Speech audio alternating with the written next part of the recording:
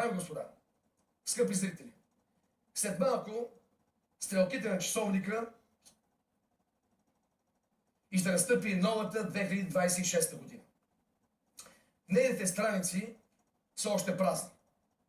Нека ги запълним с думите, които тази година нямахме смелостта да изречем, любовта, която забравихме да покажем и помощта, която пропуснахме да предложим. Хора, спрете да отлагате щастието. Идете някъде, където никога не сте били. Вървете бавно, но никога назад. Станете причина някой да се усмихне.